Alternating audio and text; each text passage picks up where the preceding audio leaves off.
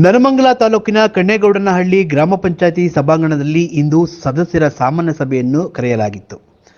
ಸಭೆಗೆ ಸದಸ್ಯರು ಹಾಗೂ ಅಧ್ಯಕ್ಷ ಉಪಾಧ್ಯಕ್ಷರು ಆಗಮಿಸಿದಂತೆ ಸಭೆಯಲ್ಲಿ ತಮ್ಮ ಗ್ರಾಮ ಪಂಚಾಯಿತಿ ವ್ಯಾಪ್ತಿಗೆ ಬರುವ ಗ್ರಾಮಗಳ ಕುಂದುಕೊರತೆಗಳ ಬಗ್ಗೆ ಸಭೆಯಲ್ಲಿ ಚರ್ಚಿಸಲಾಯಿತು. ಇದೇ ಸಂದರ್ಭದಲ್ಲಿ ಇದೀಗಾಗಲೇ ಎಲ್ಲೆಡೆ ನೀರಿನ ಹಾಹಾಕಾರ ಭುಗಿಲೆದ್ದಿದೆ.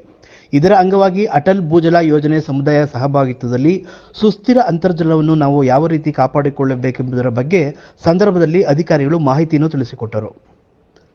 ಸಂದರ್ಭದಲ್ಲಿ ಅಧ್ಯಕ್ಷೆ ಲಕ್ಷ್ಮೀದೇವಮ್ಮ, ಉಪಾಧ್ಯಕ್ಷರಾದ ಸಲೀಂ ಪಾಷಾ, ಅಭಿವೃದ್ಧಿ ಅಧಿಕಾರಿ ಮಂಜುನಾಥ್, ಮಾಜಿ ಅಧ್ಯಕ್ಷರಾದ ರಾಜಣ್ಣ, ಸದಸ್ಯರು ಸೇರಿದಂತೆ ಸಭೆಯಲ್ಲಿ ಹಾಜರಿದ್ದರು. ಬಳಕೆ ಮಾಡಂಗಿಲ್ಲ. ಪ್ರತಿ ತಿಂಗಳಲ್ಲಿ ಬಂದು ಮಾನವ ಯಂತ್ರದ ಒಂದು ಮೂಲಕ ಒಂದು ಸ್ಥಿರ ಮಟ್ಟವನ್ನ, ಅಂತರ್ಜಲದ ಸ್ಥಿರ ಮಟ್ಟವನ್ನ ಅಧ್ಯಯನ ಮಾಡ್ಕೊಂಡೆಲ್ಲ ಹೋಗ್ತಾ ಇದ್ದಾರೆ.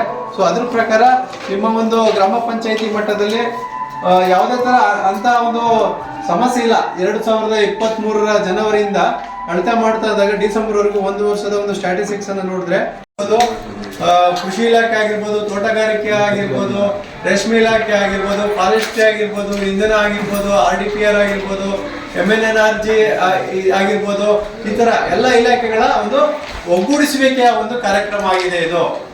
ಆ ಒಂದು ಕೇಂದ್ರ ಸರ್ಕಾರ ಮತ್ತು ರಾಜ್ಯ ಸರ್ಕಾರದ ಒಂದು ಅಂತರ್ಜಲವಾದ ಸುಸ್ಥಿರತೆಗೊಳಿಸ್ತಕ್ಕಂಥ ಸಮುದಾಯ ಸಹಭಾಗಿತ್ವದಲ್ಲಿ ಏನು ಚಟುವಟಿಕೆ ಕೈಗೊಂಡಿದ್ದಾವೆ ಅದಕ್ಕೆ ಸಂಬಂಧಪಟ್ಟಾಗೆ ಇನ್ಸೆಂಟಿವ್ ಮೂಲಕ, ಗ್ಯಾಪ್ ಫಂಡಿಂಗ್ ಮೂಲಕ ನಾವು ಆ ಇಲಾಖೆಗಳಿಗೆ ಕೊಡ್ತಕ್ಕಂಥ ಮೂಲಕ ಹೆಚ್ಚಿನದಾಗಿ ಈ ಒಂದು ಪಂಚಾಯಿತಿ ಮಟ್ಟದಲ್ಲಿ ಸಮುದಾಯ ಆ ಮಾನದಂಡ ಮೇಲೆ ಮತ್ತು ಜಿಲ್ಲೆವಾರು ಮತ್ತು ತಾಲೂಕುವಾರು 41 ಪಟ್ಟಿ ಕೊಟ್ಟರೆ ನಮಗೆ ಅದನ್ನು GPTP RDPR ನಾವು ಸಲ್ಲಿಸಬೇಕಾಗಿದೆ. ಈ ನಿಟ್ಟಿನಲ್ಲಿ ಕ್ರಮ ವಹಿಸಿ.